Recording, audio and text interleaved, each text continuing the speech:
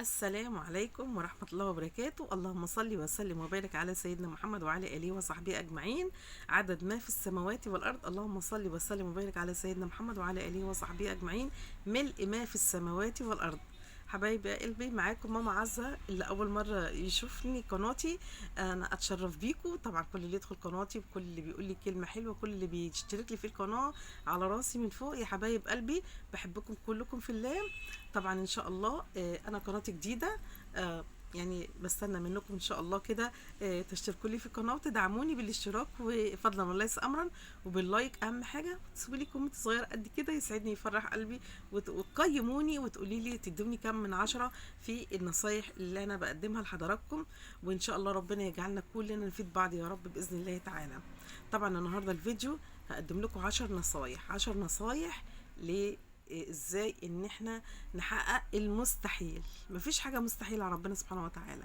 مفيش اي حاجة مستحيلة طول ما احنا ربنا بيكرمنا وبنطيع الله سبحانه وتعالى وبنتبع سنة حبيبنا النبي عليه الصلاة والسلام. وكمان هقول لكم في الفيديو ان شاء الله وفي اخر الفيديو كده هقول لكم معلومة حلوة قوي قوي قوي تفيد كل ست وكل بنوتة وكل عروسة جديدة. بس تابعوني لاخر الفيديو بالله عليكم عشان خاطر نتبع العشر نصايح دول. فيهم فوائد عظيمة لكل بنوتة، لكل ست، لكل أخت، لكل زوجة، لكل أم. ربنا يكرمنا جميعا إن شاء الله يا رب كده، ويحسن كده يا رب حياتنا كلها بالخير والسعادة إن شاء الله. النصايح بتاعت النهاردة إزاي أحقق المستحيل. هنحقق المستحيل بحاجات بسيطة وفي متناول إيدينا. طبعا انت بتقولي ازاي يا عزة ان ايه ان انت هنحقق المستحيل ده كذا وكذا وكذا. لا، اول حاجة هنعملها في النصايح النهاردة، اول نصيحة هي اهم حاجة واللي يخلينا نتحقق لنا المستحيل في اقرب وقت ممكن وفي اقصر يعني طريق احنا ماشيين فيه ان شاء الله. هي اول حاجة هنعملها هي كثرة الصلاة على حبيبنا النبي عليه الصلاة والسلام. لان الصلاة على حبيبنا النبي عليه الصلاة والسلام يا ريت نخليه ورد في حياتنا. وانتي بتعملي الحاجة، وانتي بتطبخي، وانتي ماشية في طريق، وانتي رايحة الشغل، قبل ما تنامي سبحان الله بتجيب نفع للبني آدم وخير ورزق واسع، وبتفك كروب، وبتقضي حاجات. بتقضي حاجات فعلا بجد. والله اقول لكم على قصة اخت ليا كانت عندها كرب يعني شديد جدا جدا، وحياتها متعثرة وضيق في الأرزاق، وحياتها يعني كان كلها حبيبة قلبي كان كلها كرب وضيق، ومش عارفة تعيش ومش عارفة تاكل ومش عارفة تشرب. مفيش فلوس في ايديها بيجي غير يا دوبك على قد ربع الامكانيات. مش هقولك على قد امكانياتها، على قد ربع الامكانيات. فسمعت في يعني حديث بيقول كثرة الصلاة على حبيبنا النبي ان هو بيفك الكروب، بيقضي الحوائج، وبيزيد في الارزاق، وبيعمل بركات كتير قوي قوي في البيت وفي المكان اللي هي فيه، وفي الرزق وفي كل شيء انت بتطلبيه من المولى عز وجل سبحانه وتعالى. فهي قالت انا طول عمري يعني ما ربنا بعت لي الرسالة دي، طول عمري ما بعملش كده. فانا هبدأ ان انا يعني هخلي ورد ليا كل يوم بعد الصلاة كده، بعد كل فرض بتصليه هخلي ورد ليا كثرة الصلاة على حبيبنا النبي بالأعداد اللي هي ربنا مقدرها بيها. تمام. ودعت ربنا سبحانه وتعالى، بس دعيته بيقين وكان عندها يقين تام ان ربنا هيكرمها بفضل الصلاة على حبيبنا النبي. صلوا على الحبيب قلبكم يطيب. اللهم صل وسلم وبارك على سيدنا مولانا محمد وعلى آله وصحبه أجمعين. بالفعل بدأت، وبدأت بعد كل فرض صلاة تقول ورد معين من الصلاة على حبيبنا النبي، وهي اللهم صل وسلم وبارك على نبينا محمد بأعداد. يعني هي ما حبتش تقول هي عملت بأعداد قد ايه. طبعا في البداية كانت أعداد آم، بعدد معين، وبعد كده بدأت تكتر لما بدأت تشوف البركات والنفحات اللي عز وجل يعني من كثرة الصلاة على حبيبنا النبي. بقت تقولها وبقت تخليها ورد وبقى بيقين تام. ربنا كرمها آخر كرم الست دي، أقسم بالله العلي العظيم إن ربنا فتح عليها في حاجات كتير قوي قوي قوي قوي، وهقولها لكم إن شاء الله عشان انتوا تتحمسوا، وعشان ربنا يكرمنا كده ويكرمنا جميعا بكثرة الصلاة على حبيبنا النبي. اللهم صل وسلم وبارك على سيدنا محمد وعلى آله وصحبه أجمعين، عدد مكان وعدد ما سيكون وعدد الحركات والسكون. اللهم امين يا رب العالمين. فهي اتحلت لها مشاكل ان الرزق كان قليل عندها قوي، زوجها كان بيديها مبلغ قليل قوي من المال. فده ربنا كرمه بشغل، وبدأ ان هو يكسب كتير. آه، بدأ يديها يعني المبالغ اللي هي ما كانتش تتوقعها ان هي تمشي حياتها بيها. فده جزء رئيسي من نفحات وبركات الصلاة على حبيبنا النبي عليه الصلاة والسلام. آم، بدأت بقى تكتر من الأعداد، بدأ الخير يزيد، بدأت البركات تزيد أكتر، بدأ الرزق يزيد أكتر، وحياتها اتغيرت واتقلبت 180 درجة بفضل الصلاة على حبيبنا النبي عليه الصلاة والسلام. أنا قصدي من النصيحة دي إن إحنا كثرة الصلاة على حبيبنا النبي عليه الصلاة والسلام. ربنا عز وجل بيقول إن اللي بيصلي على حبيبنا النبي ربنا بيبعث في حبيبنا النبي عليه الصلاة والسلام الروح عشان يصلي عليه. إزاي يصلي على البني آدم؟ إن هو ربنا بينزل على البني آدم اللي بيكثر من الصلاة على حبيبنا النبي عليه الصلاة والسلام نفحات وبركات وأرزاق واسعة، وقضاء للحاجات وقضاء للأمور المتعسرة. فكل ده جميل جدا واحنا محتاجينه. وطبعا دوت انتوا هتشوفوا نتيجتها في يوم، يعني انتوا هتشوفوا النتيجة دي في يوم. انتوا اول ما تبدأوا بيقين وتقولوا احنا هنصلي على حبيبنا النبي بعدد او ورد، خلوا ورد معين ليكم، فده هيغير حياتكم تماما 180 درجة. وان شاء الله في الفيديوهات القادمة ان شاء الله هقول لكم عن قصص حقيقية بجد حياتها اتغيرت 180 درجة بفضل الصلاة على حبيبنا النبي. دي أول نصيحة بقدمها لكم، ودي أجمل نصيحة وأغلى نصيحة وحصلت معايا أنا شخصيا الحمد لله. فكت قضاء حاجات كتير والحمد لله. ربنا يجعلنا دايما من الذاكرين والشاكرين والحامدين لله والإنعام. دي أول نصيحة. تاني نصيحة حبايب قلبي هي أول ما تقومي من النوم الصبح الامتنان، إنك تمتني على الله سبحانه وتعالى. أول حاجة أنت بتعمليها أول ما بتقومي من النوم الصبح حبيبة قلبي إن أنت بتمتني على الله. يعني لسه انت ما قمتيش من السرير بتاعك، الحمد لله اللي تقولي الحمد لله الذي احيانا بعد ان امتنا واليه النشور. اللهم انا ابرا من حولي وقوتي والجا الى حولك وقوتك يا ذا القوه المتين. وبعد كده تقولي امتن على الله، تقعدي بقى تعددي نعم الله عليكي. صدقوني والله العظيم الامتنان على الله بيخليكي اغنى واحده في العالم. والله العظيم دي حقيقة حصلت معايا ومع اخوات كتير. سبحان الله ان انت تقعدي تعددي النعم وتشكري الله سبحانه وتعالى. الحمد لله اللي انا ليا مكان انام فيه، الحمد لله ان انا عندي سرير، الحمد لله ان انا عندي غرفة، الحمد لله عندي سقف، الحمد لله عندي غطاء اضغط بيه، الحمد لله ان انا عندي نظر، الحمد لله انا عندي سمع. النظر ان انا ببص على الاشياء الجميله اللي خلقها سبحانه الله سبحانه وتعالى لينا. الحمد لله ان انا عندي لسان اذكر به الله سبحانه وتعالى. الحمد لله ان انا عندي يدين بعمل بيهم الحاجه. في عندنا يعني ربنا يعافي الناس كلها جميعا، في ناس ما عندهمش اللي ربنا سبحانه وتعالى انعم علينا بيها من كل حاجه. في ناس يعني ربنا يا رب يعافي الناس جميعا ما عندهاش حاجات ومع ذلك بتواصل وبتقول الحمد لله. تمام. فالامتنان على الله سبحانه وتعالى ده بيزود رزقك، بيخليكي تحققي المستحيل، ودي حقيقة فعلا حصلت والله العظيم. يعني انا بكلمكم الكلام اللي هو فيه اقرب حاجة ان احنا ازاي نحقق المستحيل. كل واحدة بتتمنى فينا انا عن نفسي بتمنى ان ربنا يعيني على ان انا اقرأ الورد من القرآن ومن الذكر ومن الصلاة على حبيبنا النبي ومن الأوراد الأذكار الجميلة اللي بنقولها، التسابيح والكلام الجميل ده كله اللي بيرفعنا وبيرفع حياتنا للخير وبيفك كروب وبيقضي حاجات. في واحدة تانية تقول لك أنا نفسي يبقى عندي عربية. امتني على الله واحمده واشكره وقول يا رب ان شاء الله ربنا هيكرمني وهيكون عندي عربيه. وفي واحده ثالثه انا يا رب عايزه فلوس عشان اغير بيها حياتي وامشي بيها من الدخل. صلي على النبي وامتني على الله واحمده واشكريه فضله. تمام. فده الامتنان ده من اهم الاشياء الجميله اللي بتغير حياتنا 360 درجه، مش هقول لكم 180 درجه. ثالث نصيحه النهارده ان شاء الله ان احنا اهم حاجه الصدقه.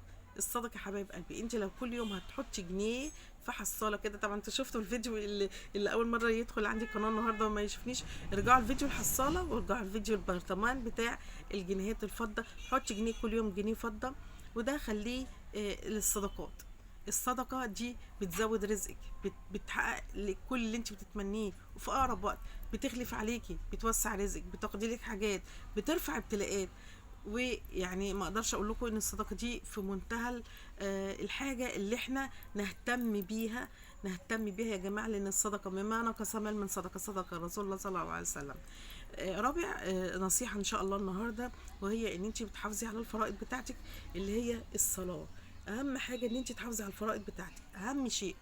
يعني بجد المحافظة على الفرائض دي بتعينك على حاجات كتير، بتفتح لك أبواب متقفلة كتير، بتيسر لك أمور متعسرة كتير، ربنا بيجلب عليكي على بيتك وأولادك وزوجك الرزق والخير. رابع حاجة، احنا قلنا رابع حاجة، خامس حاجة، خامس نصيحة إن شاء الله النهاردة مع بعض، اللي هي ان شاء الله هتبقى ازاي ان احنا نتعامل مع حياتنا او الظروف الاقتصادية اللي هي بتبقى فيها ضغوط على نفسنا، او حتى في النشاطات اليومية. الست البيت او الام او الزوجة بتبقى تقول انا مش قادرة اقوم اعمل كذا، انا مش تعبانة، انا بقوم كل ده هنعالجه بايه؟ ان شاء الله هنقرأ سورة الفاتحة 7 مرات كل يوم. سورة الفاتحة لو قرأتيها، لو انت عودتي نفسك على ان انت تقرأي فاتحة الكتاب 7 مرات بعد كل فرض. واهم حاجة ان انت تجيبي كوباية مية تكون شفافة، تكون ما عليهاش اي رسومات ولا اي حاجة، واول ما تقومي من النوم الصبح تقرأي فاتحة الكتاب 7 مرات عليها، وتشربيها على 3 مرات. ودي سنة عن حبيبنا النبي عليه الصلاة والسلام، دي بتشفيكي وبتعافيكي سبحان الله يا رب العالمين. لو فيكي اي حاجة ربنا بيجعلها شفاء ليكي وبركة وخير وكل حاجة. يبقى دي بتديكي نشاط، بتديكي شفاء. يعني الرسول صلى الله عليه وسلم قال لك ايه؟ فاتحة الكتاب هي الشفية العافية الكافية.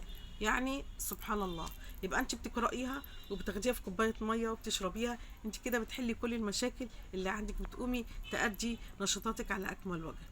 سادس نصيحة النهاردة إن شاء الله، وهي إنك أنت يعني تخلي في آخر اليوم بتاعك كراسة كده، تجيبي كراسة وتدوني فيها النهاردة إن شاء الله أنا النهاردة عملت الأذكار، النهاردة أنا طلعت صدقة، النهاردة رحت زرت مريض. المهم إن أنت تكتبي يومياتك في إيه، في الدفتر ده، أو في كراسة كده تكوني جايباها، تكوني بتكتبي فيها الحاجات اللي انت حققتيها اخر اليوم. دي بتخليكي، بتشجعك ان انت تعملي ده تاني يوم، اللي انت ما عملتوش النهارده بتديكي تحفيز ان انت تعمليه ده تاني يوم ان شاء الله. تمام.